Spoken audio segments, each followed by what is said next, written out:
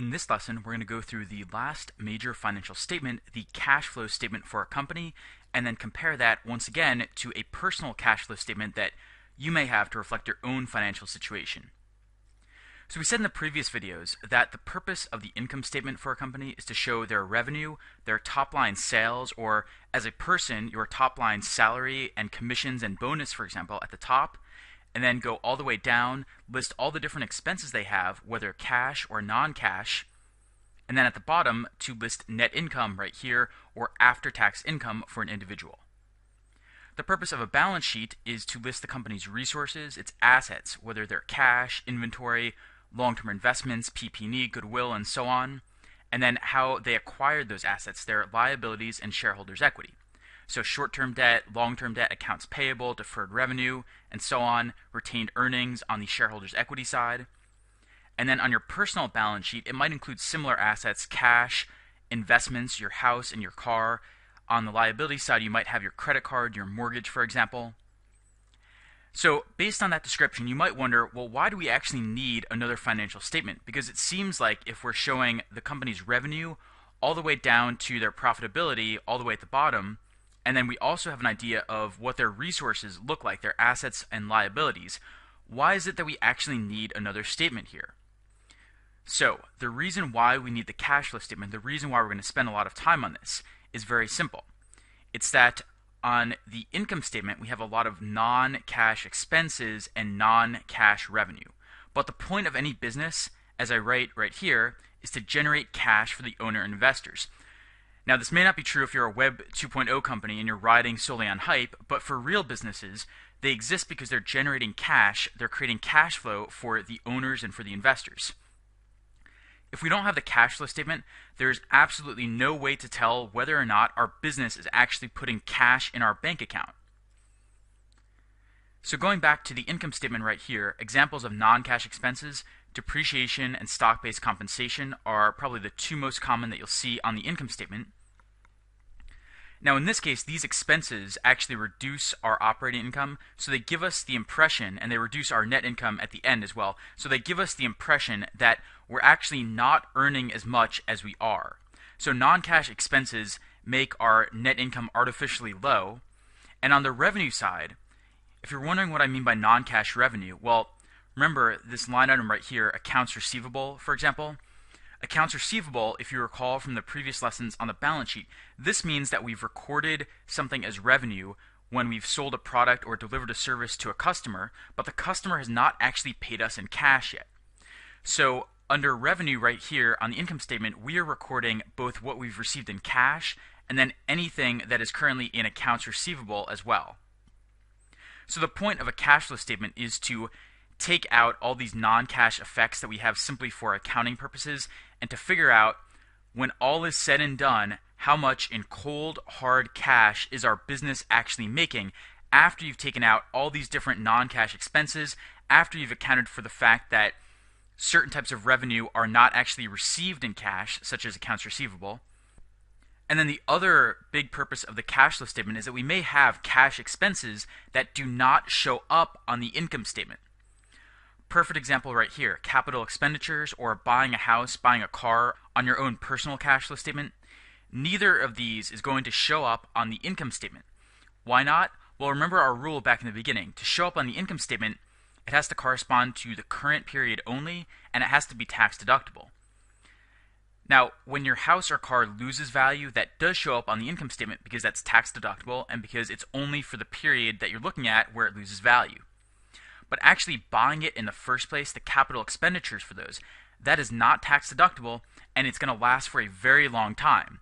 It's a major expense, and it's not like the tooth fairy is going to appear magically out of the forest and suddenly give you all this stuff for free. You have to spend some of your cash to get it. So when you're going and buying a lot of property or a lot of cars or anything else like that, that's going to cost you cash. It's going to reduce your cash flow and how much you have in the bank, but it's not reflected on the income statement.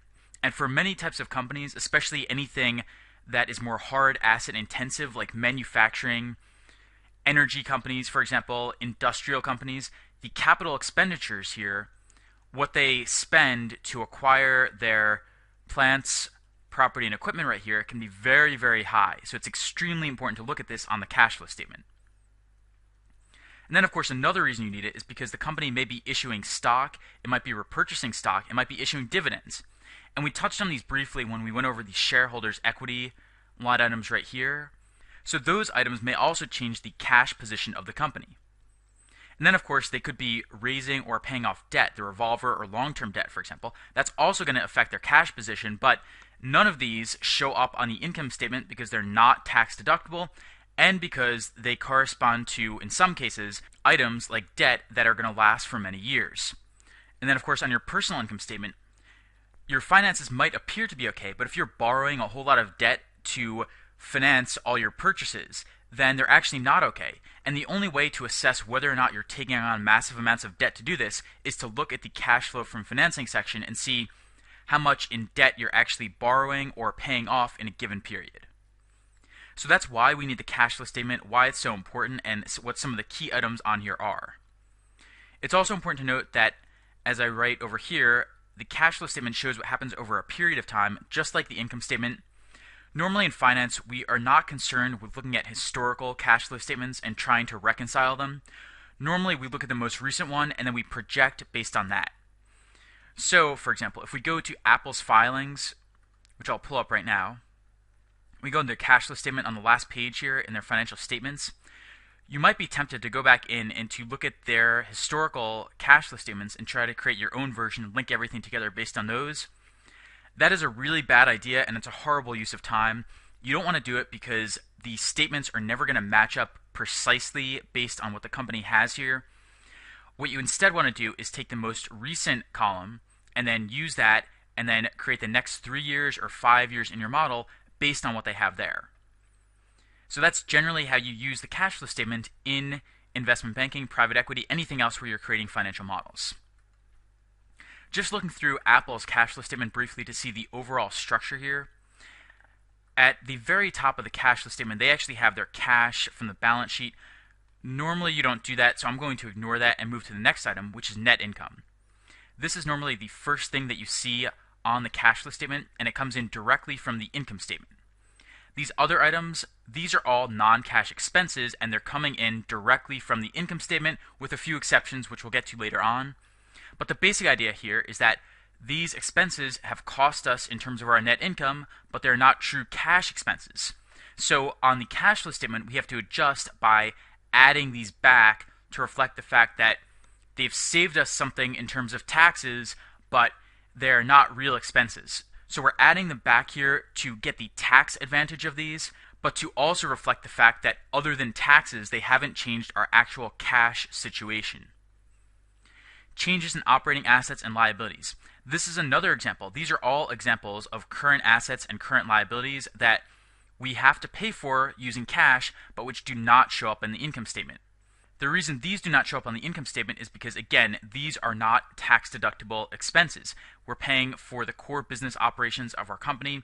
We're paying for inventory, for example, that's going to be used in our business operations, and it is not counted as an expense that is tax-deductible on the income statement, so it shows up here instead, and we have to adjust for it and show exactly how much we're paying, or, for example, how much we're actually receiving in cash from these operating assets and liabilities. Then at the end, we have the cash generated by operating activities. So basically, we're adding up net income, the non-cash expenses, and then all the changes in current assets and current liabilities. We get to that. Under investing activities, the investing activities section, in contrast to the cash flow from operations section, the investing activities section right here corresponds to the long-term assets section of the balance sheet. So if you look at the items here, we have purchases and proceeds from investments. We have payments for acquisition of property, plants, and equipment, otherwise known as capital expenditures. We have payments for the acquisition of intangible assets. What are all of these? These all correspond to long-term assets on the balance sheet. So really the cash flow from investing section of the cash flow statement is specifically for the purpose of figuring out what the long-term assets are going to look like in the future. Now, this doesn't hold up 100% when you actually get into companies' financial statements. There are exceptions, but if you're just learning this for the first time or reviewing it, that's how I would think of these two sections. One thing that's important to note in this section, as you can see right here on Apple statements, is if they're purchasing something, meaning that their corresponding asset is going to go up, so purchases of long-term investments, for example, this has a negative sign. Why does it have a negative sign even if the asset is increasing as a result of the purchase?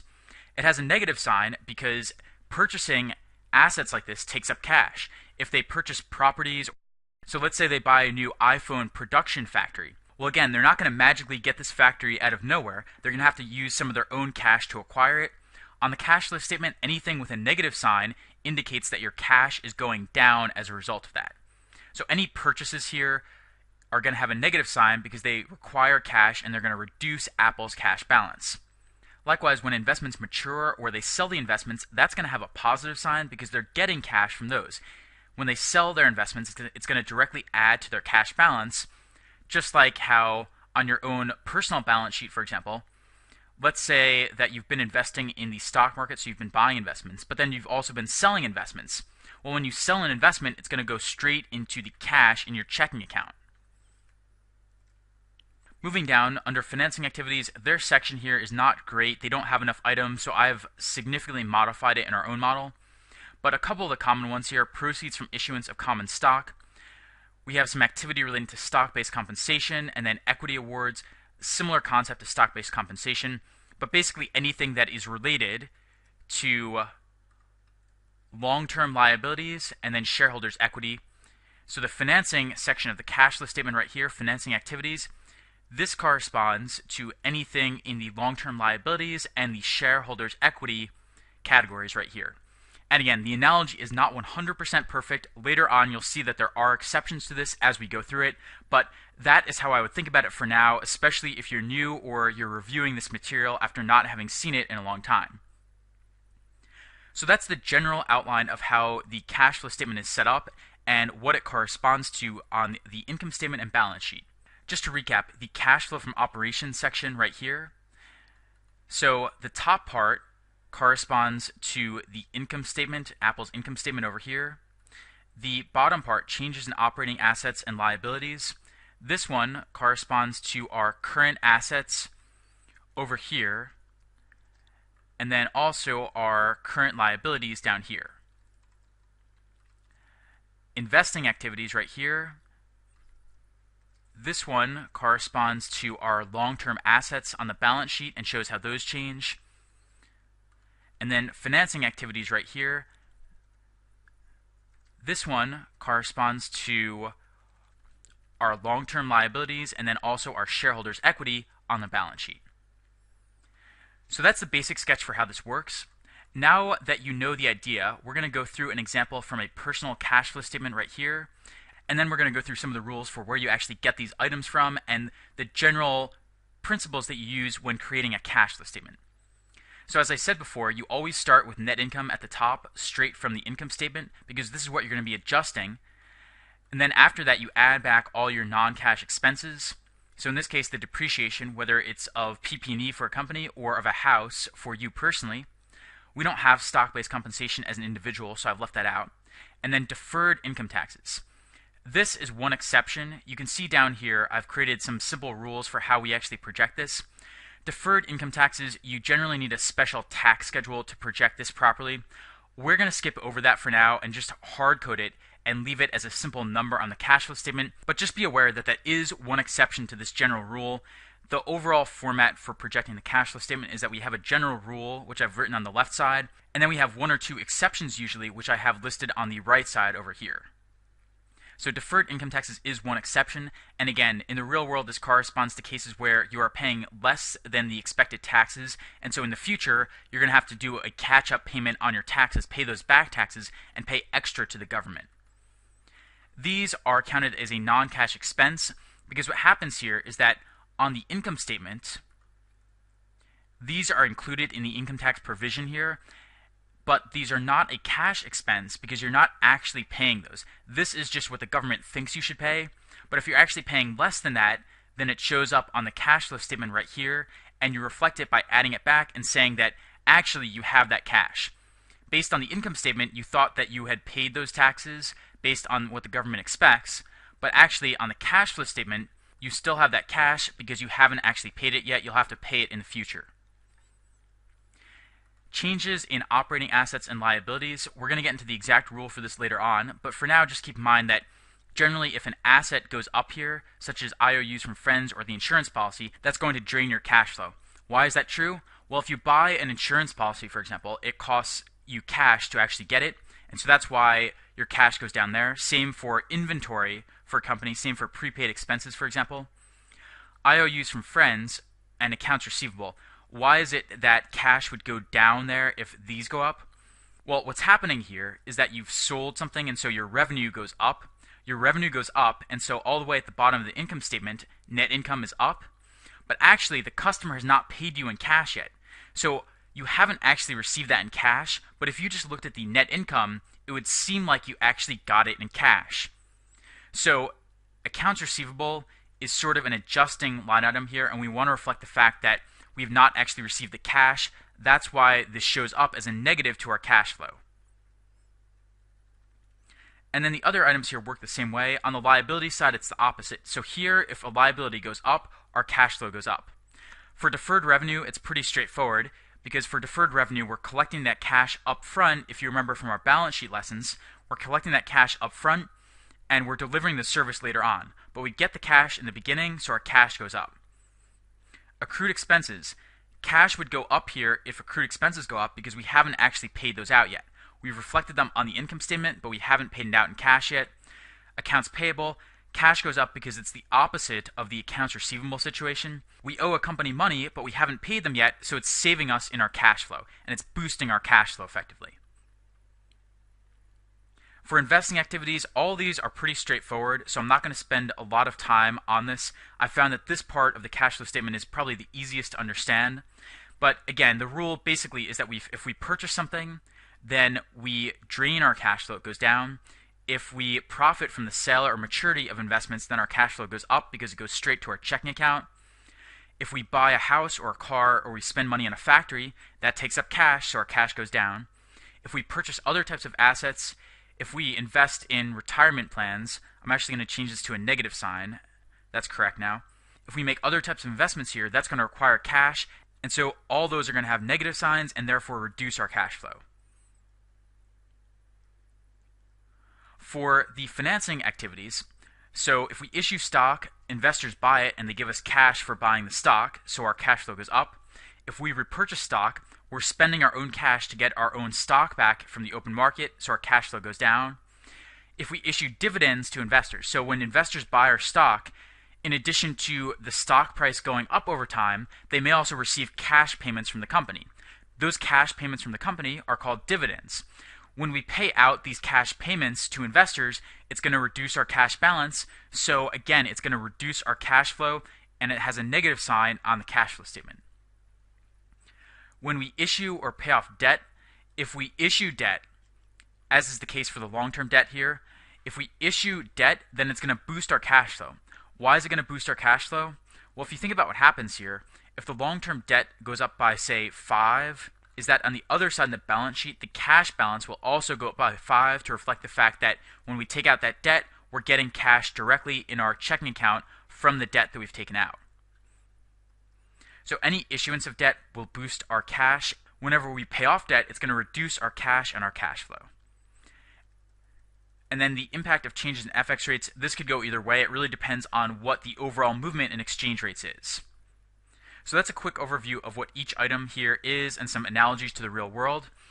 One other important point to make is that I mentioned in cash flow from operations where all these items are coming from. For investing and financing activities, as you can see over here, these are almost always projected or estimated directly on the cash flow statement. So you should not be pulling these in from the balance sheet or income statement. These are directly estimated on the cash flow statement.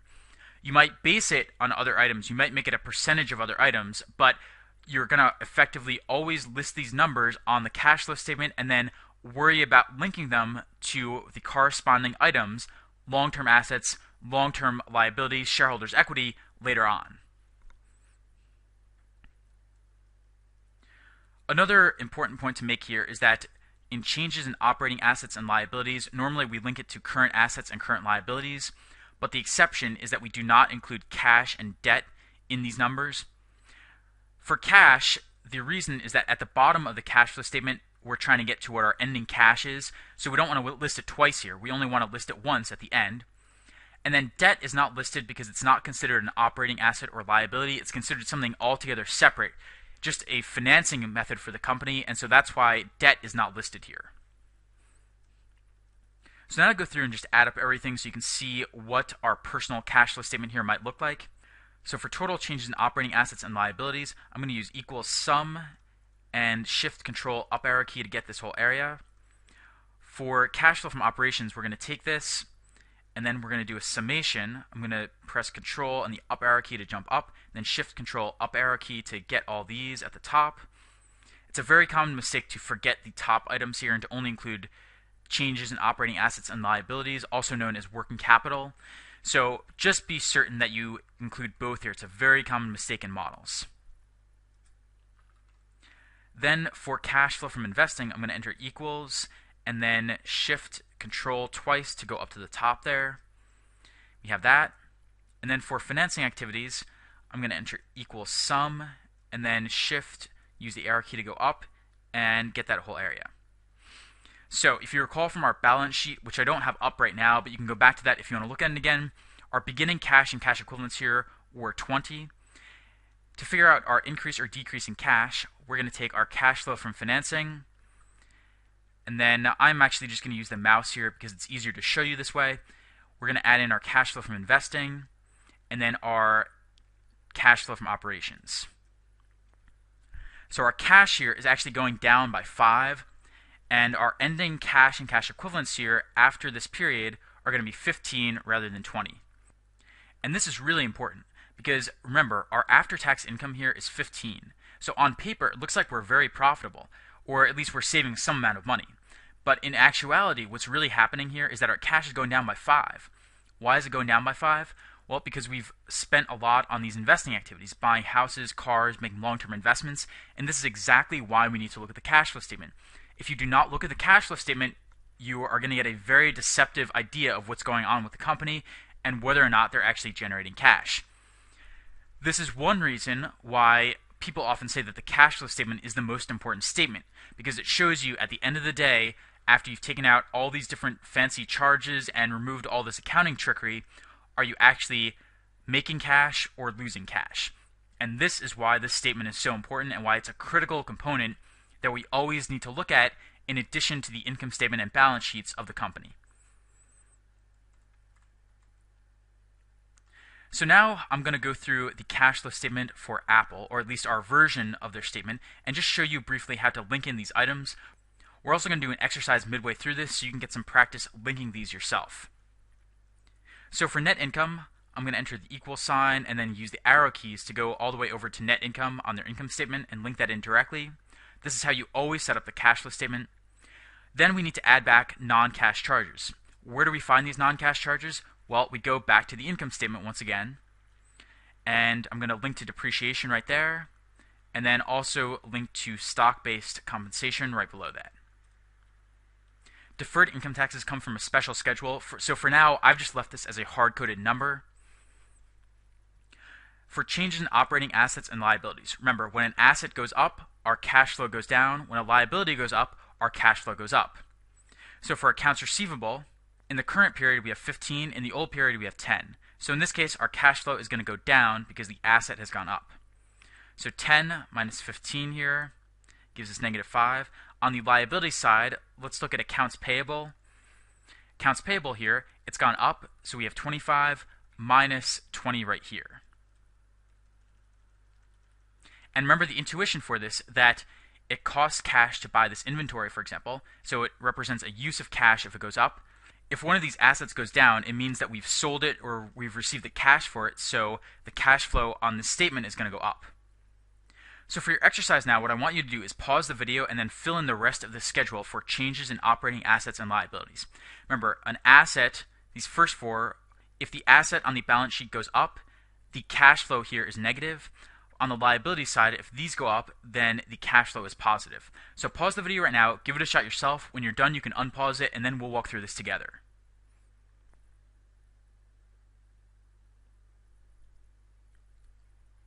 Okay, good. So here's what we do. For inventory, let's look at this one. We take our previous number. It's going up here, so clearly it's going to be a negative, and we subtract our current number. Prepaid expenses, I'm just using the arrow keys in Excel to move over. We take our previous one, and then we subtract our current one right here. Other current assets, same idea. Previous minus current for everything on the asset side. No change there. For accrued expenses, let's scroll down. I'm actually going to use the mouse here to scroll down. Accrued expenses, it's higher in the current period, so we're going to subtract the previous period. And then same for deferred revenue. We're going to take our new number and then subtract, move down using the arrow keys. We'll subtract our old number right there. So this indicates how much we have spent or possibly gained in terms of cash based on all these balance sheet items.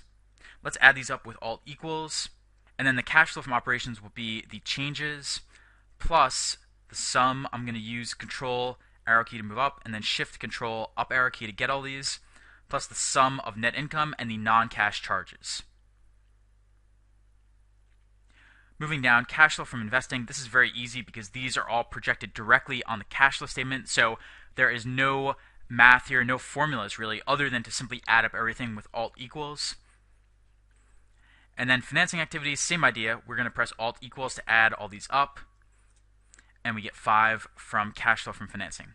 So now to figure out what our ending cash and cash equivalents here look like, first I need to get the beginning cash and cash equivalents. This is what you always see on the cash flow statement. Usually at the end they list the beginning, the increase or decrease in cash, and then the ending cash at the bottom. So the beginning cash I'm going to get from our balance sheet from the previous column right here, the 10. And I'm linking to that. You could use the arrow keys to go over to that. I actually just use the mouse here because it's easier to show you how to do this using the mouse, at least in this video. In real life, you can use the arrow keys to move over so you can avoid using the mouse. For the increase or decrease in cash, we're going to take the impact of the changes in FX rates, which appears outside the 3 main sections, financing, investing, and operating activities, but it is a separate item onto itself, and it's something that you still need to take into account because it does affect your cash balance. We take that, we add in cash flow from financing, we add cash flow from investing, and then cash flow from operations. So we have an increase or decrease in cash of 30 here, so our cash is going up by 30. We take this, we add our beginning cash and cash equivalents, and we get 40 for our ending cash and cash equivalents balance right here. So that takes us to the end of our cash flow statement on both the personal level, our personal cash flow statement, and then what Apple's own cash flow statement, or at least our version, our modified version of Apple's cash flow statement here looks like. So just to recap, we need the cash flow statement because there are a lot of non-cash expenses and non-cash revenue on the income statement. We have no idea whether or not the business is actually generating cash without looking at the cash flow statement. It shows what happens over a period of time, and normally in models we're only concerned with the future cash flow statements. We never really try to reconcile it with historical numbers. So I would strongly advise against going back into Apple's filings and trying to reconcile everything here based on what we just learned. It's going to be very, very messy, and it's not a very productive learning exercise, so don't worry about it. I'm just bringing this up to show you that in the real world it does get more complex, and you can run into some problems that you don't necessarily see in the teaching version of the models that we're using here. When you're building it, operating activities come from the income statement and balance sheet. Changes in operating assets and liabilities, otherwise known as working capital, comes from current assets and current liabilities, except for cash and debt, of course. And then the other sections on here, investing and financing activities, these are projected and estimated directly on the cash flow statement. These are not linked to anything else. These are simple numbers that you project and list on the cash flow statement itself. So that's a quick overview of the cash flow statement, what it means, why we need it, and how we actually use it in finance and investment banking. Coming up in the next and final video in the sequence of accounting fundamentals, we are going to look at how to link together the 3 statements. We're going to look at how to finish filling out this balance sheet for Apple and how to link it properly to the cash flow statement.